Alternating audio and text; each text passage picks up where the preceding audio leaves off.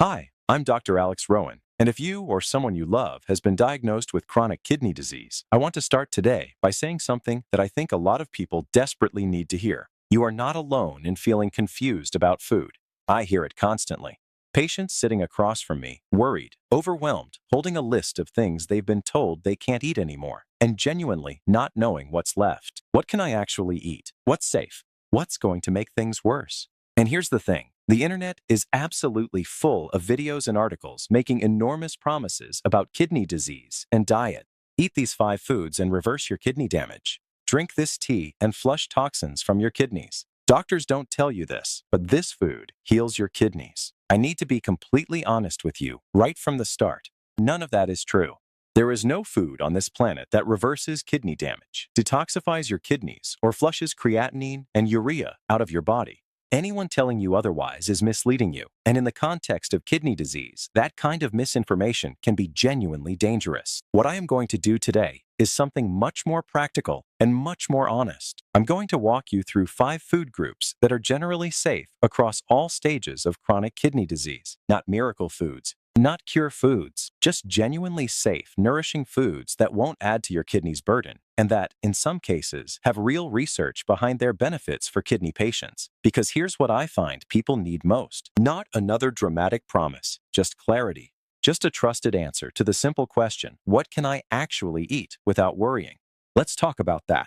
Before we get into the 5 food groups, I want to make something very clear because it matters for everything that follows. Chronic kidney disease is not one single experience. It exists on a spectrum, from stage 1, where kidney function is only mildly reduced, all the way to stage 5, which is end-stage kidney disease, where dialysis or a transplant may be needed. Dietary needs change significantly, depending on which stage you're at. A stage 2 CKD patient may have very few restrictions. A stage 4 or stage 5 patient may need to carefully monitor potassium, phosphorus, protein, and fluid intake.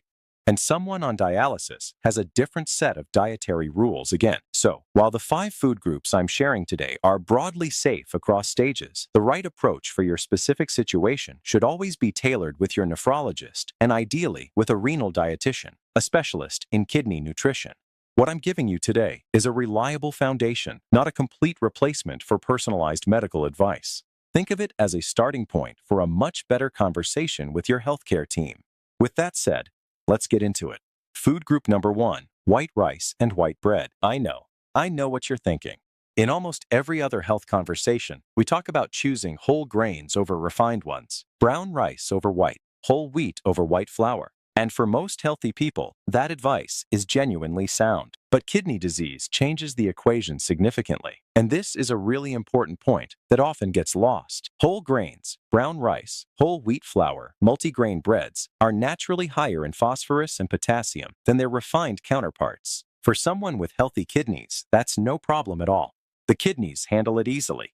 But when kidney function is impaired, the kidneys struggle to excrete excess phosphorus and potassium efficiently, and high levels of either can create serious health complications in CKD patients. White rice and white flour products have a lower mineral content, which makes them a gentler choice for the kidneys at moderate to advanced stages of disease. Now, a few things to keep in mind here. If you also have diabetes alongside your kidney disease, and many CKD patients do, your endocrinologist or diabetes doctor may have asked you to moderate your carbohydrate intake because refined carbohydrates do convert to glucose quickly. That's a separate and very real consideration.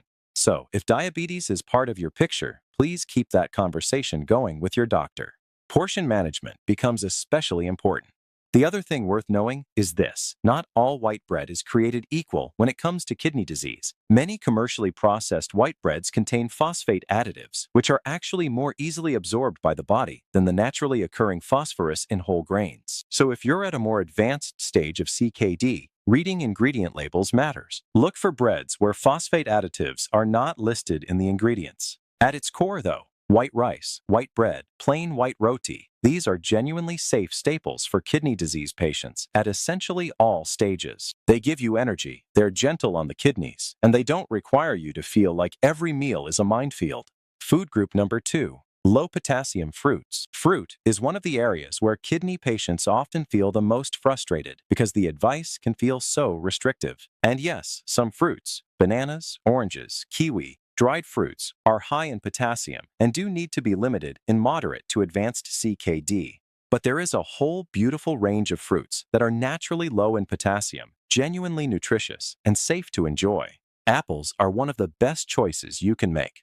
They're low in potassium and phosphorus, they provide soluble fiber, and there's actually some interesting research suggesting that certain compounds in apples may have anti-inflammatory properties. Pears are similarly excellent, gentle on the kidneys, easy to digest, and naturally sweet without the high potassium load. Then there are berries, blueberries, strawberries, raspberries, cranberries. These are remarkable little foods. They are low in potassium, low in phosphorus, and they are some of the richest dietary sources of antioxidants we know of. Antioxidants matter in CKD because kidney disease is associated with elevated oxidative stress, meaning the body is under more free radical burden than usual. Several studies have looked at berry consumption and kidney health, and while I don't want to overstate the current evidence, the research is promising but not yet definitive. What we can say with confidence is that berries are safe, they're anti-inflammatory, and they have no properties that would harm kidney patients. Cherries, peaches, grapes in moderate portions. These also generally fall on the lower end of the potassium spectrum and can be enjoyed by most kidney disease patients. The fruits to be more careful with are bananas, oranges, and citrus juices, which tend to be higher in potassium.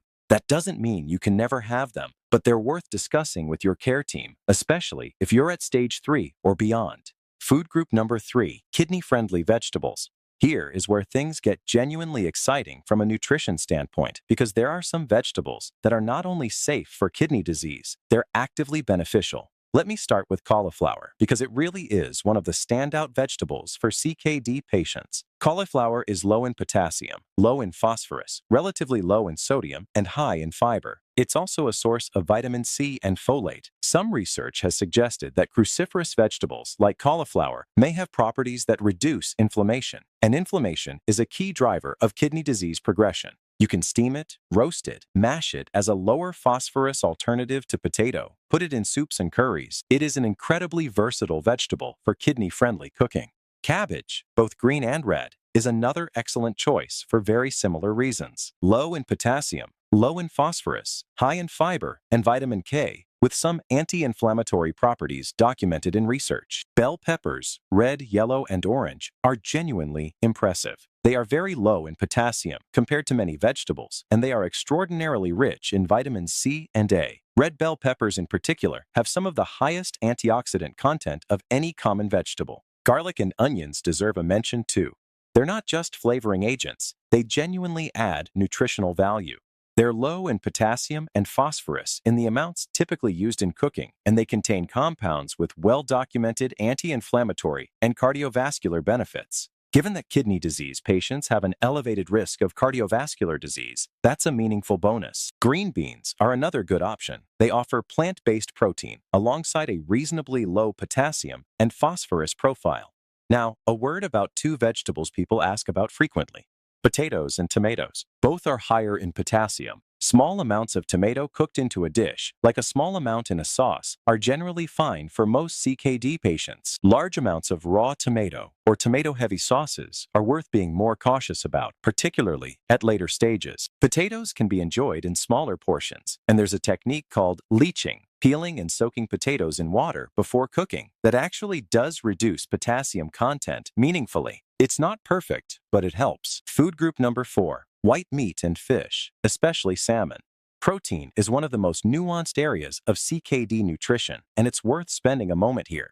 The general principle in kidney disease nutrition is that while protein is essential for health and cannot be eliminated, the type and amount of protein matters. High protein intake places a filtration burden on the kidneys because the kidneys are responsible for clearing the waste products of protein metabolism. Red meat, beef, lamb, pork, tends to generate the highest acid load and the most nitrogenous waste, which is hardest on kidneys that are already struggling. Plant-based protein is gentler on the kidneys. Green peas, green beans, and lentils in small quantities can contribute plant protein without the same acid burden.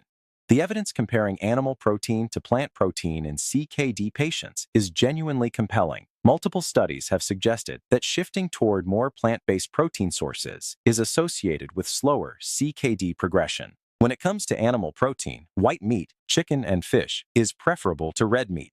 And within fish, salmon stands out for a specific reason. Salmon is rich in omega-3 fatty acids, and the research on omega-3s and kidney disease is quite encouraging. Omega-3s have anti-inflammatory properties, and some studies suggest they may help slow the progression of kidney disease and reduce proteinuria, the leaking of protein into the urine that is a hallmark of kidney damage. The evidence is not yet strong enough to call omega-3s a treatment for CKD, but the signal is positive and the safety profile is excellent. The key with fish and chicken is preparation. Grilled, baked, or lightly poached with herbs, lemon, and black pepper. Not heavily salted, not heavily spiced, not fried in heavily seasoned coatings. Kidney disease patients are often managing blood pressure too, and high sodium intake is one of the biggest contributors to blood pressure problems in this population. So keeping the salt down in how you prepare your protein is just as important as choosing the right protein source. Food group number 5, plant-based oils, especially olive oil. You have to cook in something. And when it comes to CKD patients, the choice of cooking fat matters more than people often realize, not just for kidney health specifically, but for cardiovascular health, which is deeply interconnected with kidney health. Chronic kidney disease significantly elevates cardiovascular risk.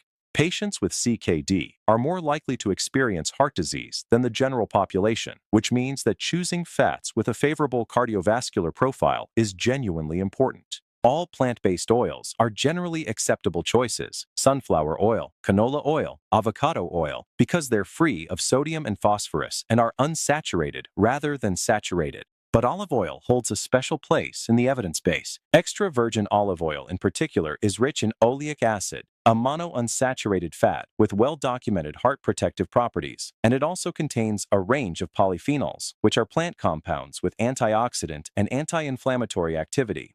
The Mediterranean diet, which uses olive oil as its primary fat, is one of the most extensively studied dietary patterns in relation to cardiovascular and kidney outcomes, and the evidence is consistently favorable. For kidney patients, olive oil is an excellent choice for sautéing vegetables, making salad dressings, or as a finishing oil on cooked dishes. It adds flavor naturally, which also reduces the temptation to add more salt. That's a quiet but meaningful benefit for blood pressure management. One practical note: olive oil does not need to be the only oil in your kitchen. It can be more expensive than other oils. What matters most is that you're using plant-based oils rather than solid animal fats, keeping your overall fat intake reasonable and keeping sodium low in your cooking process. So let's bring this all together into something you can actually use. The 5 food groups that are generally safe across all stages of chronic kidney disease are white rice and white bread as your staple carbohydrates, low-potassium fruits like apples, pears, berries, and cherries, kidney-friendly vegetables like cauliflower, cabbage, bell peppers, green beans, garlic, and onion, lean white meats, and fish, especially salmon prepared simply and without heavy salt, and plant-based oils, with olive oil as the top recommendation. These are not miracle foods. They will not reverse kidney damage. They will not detoxify your body or flush creatinine and urea out of your system. No food does that. But they are genuinely safe, genuinely nourishing choices that do not place additional burden on your kidneys, and several of them have research suggesting real benefits for kidney disease patients in terms of inflammation, oxidative stress, and cardiovascular protection. Here's what I want you to do with this information. Use it as a starting point. Take this list to your nephrologist or your renal dietitian and say, "I've been learning about kidney-friendly foods. Can we talk about how these fit into my specific situation?"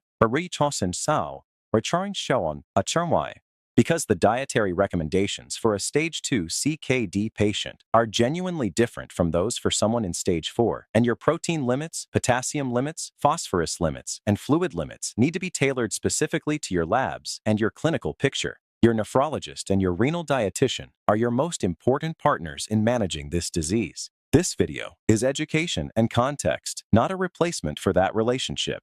But knowledge matters. Understanding why certain foods are safer than others, understanding the principles behind kidney nutrition, gives you more agency in your own health. And that is exactly what this channel is for. If this kind of honest, practical, evidence-based health education is what you're looking for, I'd love for you to subscribe to this channel. Every video I make here is designed to give you real information, The kind a good doctor would actually sit down and explain to you without exaggeration, without false promises, and without talking down to you. Chronic kidney disease is a serious condition, but it's also one where lifestyle and diet genuinely matter. The more clearly you understand the evidence, the better equipped you are to work with your medical team and make decisions you feel confident about. I'm Dr. Alex Rowan. Thank you so much for watching, and I'll see you in the next one.